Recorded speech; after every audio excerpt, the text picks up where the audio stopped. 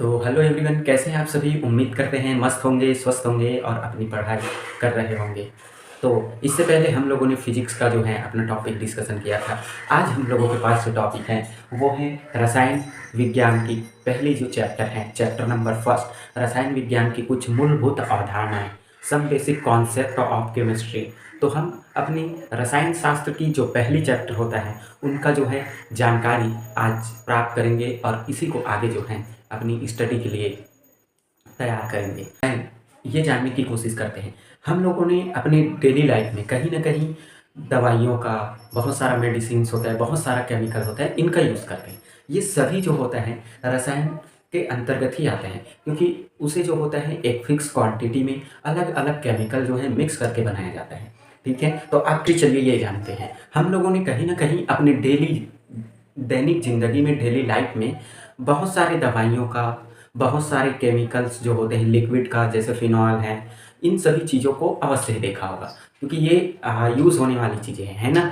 तो वो जो मेडिसिन होता है, वो जो दवाइयाँ होता है, वो होता क्या है कि उसे अलग अलग प्रकार के जो केमिकल होते हैं उसे फिक्स मात्रा में, एक निश्चित क्वांटिटी में मिक्स कर करके अलग अलग तरह के जो है दवाइयों का, लिक्विड का निर्माण किया जाता है। और वो सब काम जो होता है हम लोगों के पास रसायन के अंतर्गत होता है। ठीक है, समझ में आए। तो चलिए जानते हैं क्या होता है रसायन। तो रसायन क्या है, रसायन विज्ञान क्या है। तो रसायन विज्ञान विज्ञान की वह शाखा है जिसके अंतर्गत हम जो होता है पदार्थ के संगठन, ठीक है, उनकी विभिन्न द्रव्य के संगठन, द्रव्य को ही पदार्थ बोला जाता है, द्रव्य के संगठन, उनके विभिन्न गुण, अभिक्रिया व ऊर्जा परिवर्तन के प्रभाव का क्या करते हैं, अध्ययन करते हैं। इसमें संरचना है, वो द्रव्य का प्रकार है, उनका संगठन है, उनकी रासायनिक अभिक्रिया जो होता है उनका अध्ययन हम लोग किसमें करते हैं, रसायन विज्ञान के अंतर्गत करते हैं। ये आप लोगों को पता होना चाहिए। फिर आता है ब्रांचेस ऑफ केमिस्ट्री, मतलब रसायन विज्ञान की जो शाखाएं हैं उनका नेम आपको बता रहे हैं। तो रसायन विज्ञान का जो है बहुत से शाखाएं होते हैं, जिसमें पहला होता है हम लोगों के पास कार्बनिक रसायन, जिसे ऑर्गेनिक केमिस्ट्री कहते हैं। इसमें कार्बन से रिलेटेड जो जो भी आपके पास यौगिक होते हैं उनका अध्ययन किया जाता है। दूसरा होता है अकार्बनिक रसायन, जिसमें आवर्त सारणी है, हम लोगों के पास पी ब्लॉक, एस ब्लॉक, इनका अध्ययन। फिर होते हैं भौतिक रसायन, नाभिकीय रसायन, भौतिक रसायन जिसमें आप उष्मागतिकी, साम्यावस्था, इन सभी चीज़ों का अध्ययन करते हैं। नाभिकीय रसायन में नाभिकीय विखंडन, परमाणु के से रिलेटेड चीज़ों का अध्ययन होता है। फिर जैव रसायन, जैव रसायन मतलब जीवों से प्राप्त होने वाला जो रसायन है, या फिर हम अपनी डेली लाइफ में जो यूज़ करते हैं, जीवों द्वारा यूज़ किए जाने वाले जो रसायन होते हैं उसे जैव रसायन कहते हैं।